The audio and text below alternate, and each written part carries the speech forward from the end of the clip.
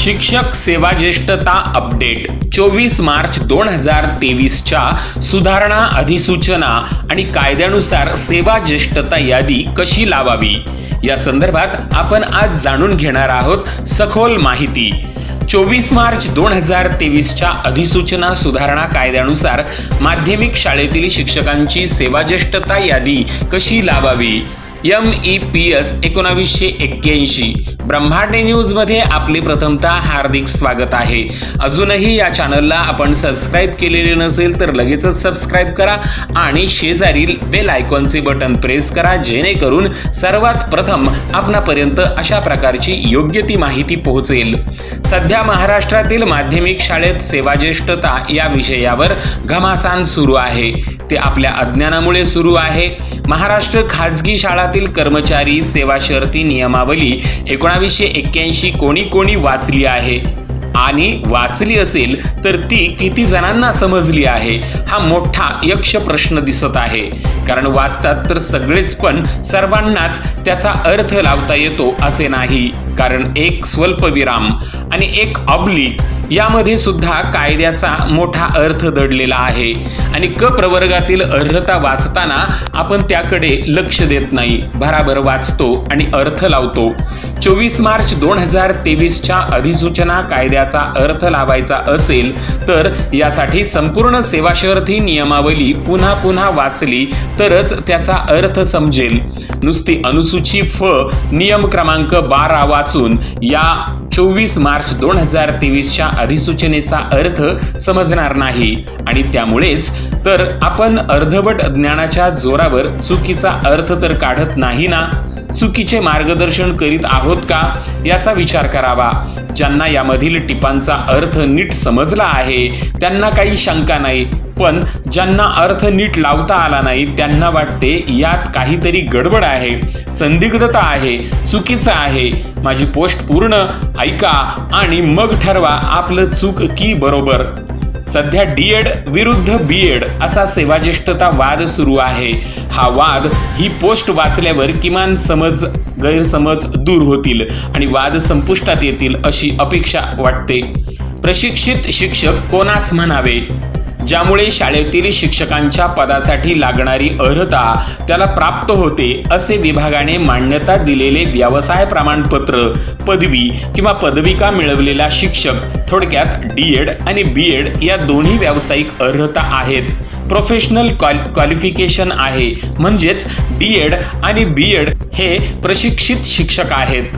प्रशिक्षित पदवीधर कोणास म्हणावे, ज्याच्याकडे व्यावसायिक आणि शैक्षणिक अशा दोन्ही अर्हता आहेत त्याला प्रशिक्षित पदवीधर म्हणावे। संदर्भ 13 ऑक्टोबर 2016चा GR वाचा, त्यात प्रशिक्षित पदवीधर कोणास म्हणावे हे स्पष्ट दिले आहे। प्रवर्गात प्रशिक्षित पदवीधर शिक्षक प्रविष्ट होतात। आता ते कसे होतात यामध्ये मतभिन्नता असण्याचे कारण नाही। बीएड शिक्षक अखंड सेवेतील नियुक्ती दिनांकानुसार क प्रवर्गात प्रविष्ट होतात, कारण ते शिक्षक म्हणून नोकरीला लागताना आधी BA किंवा BCom किंवा BSc ही शैक्षणिक पदवी घेतात आणि त्यानंतर बीएड ही व्यावसायिक अर्हता धारण करतात। त्यामुळे नोकरीला लागताना त्यांच्याकडे दोनही अर्हता असल्याने ते नियुक्त दिनांकास क प्रवर्गात जातात। तर डीएड 2 वर्षाचा पाठ्यक्रम असतो। या डीएड शिक्षकांच्या बाबतीत हीच प्रक्रिया बरोबर उलट आहे। ते आधी व्यावसायिक अर्हता धारण करतात डीएड आणि सेवेत असताना BA, BCom, BSc ही शैक्षणिक अर्हता मिळवतात। ज्या दिनांकास या दोन्ही अर्हता त्यांच्याकडे येतात त्या दिनांकास ते क प्रवर्गात समाविष्ट होतात। तुम्ही कोणत्या वर्गांना शिकवता, कोणती वेतन श्रेणी घेता, वेतन श्रेणी कधी घेतली यावरून प्रवर्ग क निश्चित होत नाही, हे लक्षात घ्या। वेतन श्रेणी मिळवण्यासाठी RTE ऍक्ट 2009 नुसार जे शिक्षक संच मान्यतेमध्ये 9वी 10वी साठी आहेत तसेच 6वी ते 8वी साठी दाखवले आहेत त्यांनाच प्रशिक्षित पदवीधर वेतन श्रेणी लागू आहे। आता 6वी ते 8वीला दाखवलेल्या सर्वच शिक्षकांना ही वेतन श्रेणी मिळत नाही। 3:1 असे प्रमाण आहे। टिप 1D चे स्पष्टीकरण काय आहे?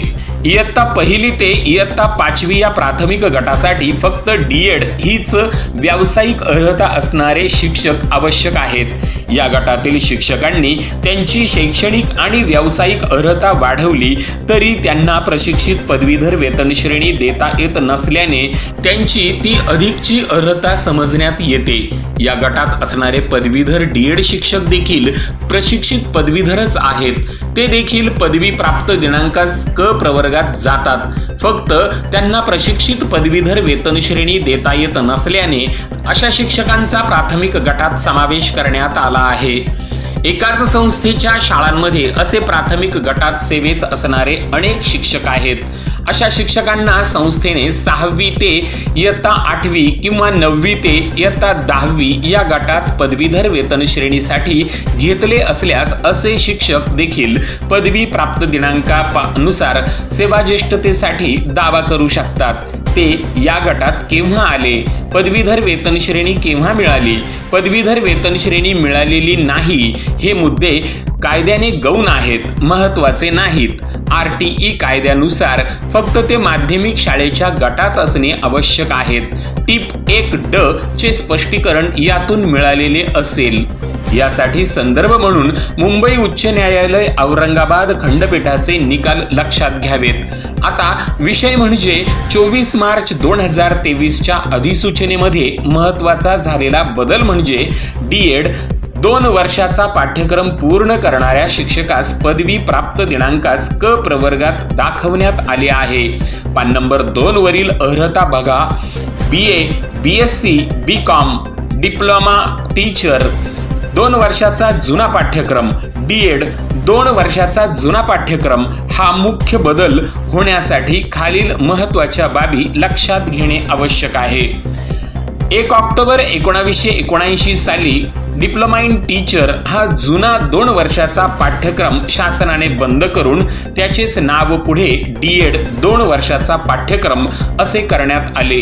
सेवा शर्ती नियमावलीमधील अनुसूची फ मधील नियम क्रमांक 12 मध्ये क प्रवर्गातील अर्हतामध्ये डिप्लोमा इन टीचर 2 वर्षाचा जुना पाठ्यक्रम पदवी दिनांकास दाखविण्यात आला आहे आणि त्याचेच नाव आता जर DED 2 वर्षाचा जुना पाठ्यक्रम आहे मग असे शिक्षक देखील 1981 सालापासून पदवी प्राप्त दिनांकास क प्रवर्गात आहेत। त्यात सुधारणा होण्यासाठी 42 वर्ष गेली आणि आता 24 मार्च 2023 च्या अधिसूचनेनुसार हा अधिकार त्यांना मिळाला आहे। तर सकारात्मक विचार करून आपण सर्वांनी तो स्वीकारायला हवा। सेवाज्येष्ठतेसाठी आक्षेप घेणारे पदवीधर DED शिक्षकांमध्ये 99.99% शिक्षक हे BEd ही शिक्षणशास्त्रातील पदवी धारण केलेले शिक्षक आहेत। त्यामुळे त्यांना सेवाज्येष्ठता यादीत पदवी प्राप्त दिनांकास क प्रवर्गात समाविष्ट करून प्रविष्ट करून ते सेवाज्येष्ठ ठरत असतील तर त्यांना प्रवर्ग अ मधील मुख्याध्यापक, प्रवर्ग ब उपमुख्याध्यापक तसेच क प्रवर्गातील पर्यवेक्षक या पदोन्नतीच्या पदाचा लाभ देण्यात यावा। आणखी एक महत्त्वाचा मुद्दा टीप क्रमांक 1 क ही टीप DED 2 वर्षाचा जुना पाठ्यक्रम पूर्ण करणाऱ्या शिक्षकांना लागू नाही। कारण प्रवर्ग फ, ह आणि ग मध्ये अप्रशिक्षित शिक्षक येतात। उदाहरणार्थ 10वी 12वी तसेच BA, BSc, BCom म्हणजेच पदवीधर या अर्हतेनुसार नोकरीला लागलेले सेवेत रुजू झाले तेव्हा शिक्षक होण्यासाठीची व्यावसायिक अर्हता नसणारे म्हणजेच अप्रशिक्षित शिक्षक, त्यामुळे टीप 1 क चा संबंध पदवीधर DED शिक्षकांबरोबर जोडता येणार नाही। DED 2 वर्षाचा जुना पाठ्यक्रम शिक्षक पदवी प्राप्त दिनांकास क जातात। और सर्वात महत्त्वाचे BEd शिक्षक नियुक्ती दिनांकानुसार क प्रवर्गात जातात। क प्रवर्गातील सेवाज्येष्ठ शिक्षक प्रवर्ग अ आणि ब मध्ये जातात. वरील सर्व स्पष्टीकरण सेवा शर्ती नियमावली 1981 तसेच न्यायालयीन निवाडे यांच्या आधार घेऊन केलेले आहे. 24 मार्च 2023 ची अधिसूचना हा सेवा शर्ती नियमावली मधील अनुसूची फ मधील सुधारणा कायदा आहे. हा कोणताही GR किंवा शासकीय परिपत्रक नाही. त्यामुळे एखादा कायदा असाच तयार होत असतो. त्यासाठी आवश्यक ते सर्व पुरावे शासकीय नियमावली याची शासनाच्या न्याय आणि विधी विभागाकडून खात्री केली जाते. अशी खात्री शासनाने करण्यासाठी 8 जून 2020 रोजी अधिसूचना काढून राज्यातील शिक्षकांकडून हरकती मागविण्यात आल्या होत्या. माझ्या माहितीनुसार जवळजवळ 3000 हरकती शासनाकडे आल्या आणि त्यातील योग्य हरकतींच्या पाठपुराव्याच्या आधारे विचार करून योग्य तो बदल केला गेला आणि 24 मार्च 2023 ची अधिसूचना सुधारणा कायदा लागू करण्यात आला आहे. त्या काहींना हा GR वाटला असेल किंवा ही अधिसूचना चुकीची वाटली असेल म्हणून आपण कोर्टात जाऊ आणि यावर स्टे घेऊ हे आपले विचार चुकीचे ठरतील. विचार करा, योग्य तो निर्णय घ्या. श्री दीपक आंबावकर सेवा शर्ती नियमावली 1981 चे अभ्यासक आहेत. यासाठी त्यांनी संदर्भ घेतला आहे सुप्रीम कोर्ट याचिका स्लिप 7799/2014, सुप्रीम कोर्ट याचिका 3517/3518/2019, मुंबई हायकोर्ट पुनर्विचार याचिका 1115/2019, 86/2018, नागपूर खंडपीठ याचिका क्रमांक 1964/2016, नागपूर खंडपीठ याचिका क्रमांक 983/2016, औरंगाबाद खंडपीठ रिट याचिका 5187/2018, सुप्रीम कोर्ट रिट याचिका क्रमांक 11934/2018, मुंबई हायकोर्ट याचिका 1221/2022. सुधारित अधिसूचना स्क्रीनवर दाखविल्याप्रमाणे आहे. धन्यवाद. अशा प्रकारची महत्त्वपूर्ण माहिती, लेटेस्ट आणि सविस्तर GR तसेच नवनवीन घडामोडी, नवीन परिपत्रक, शासन निर्णय आणि नोकरी संदर्भातील जाहिराती बघण्यासाठी लगेच व्हिडिओला लाईक करा, शेअर करा आणि ब्रह्मांड न्यूज या चॅनलला नक्की सबस्क्राईब करून बेल आयकॉनचे बटन प्रेस करा, जेणेकरून नवनवीन माहिती प्रथम आपणापर्यंत पोहोचेल. ब्रह्मांड न्यूज नेटवर्क, अकोले, अहमदनगर.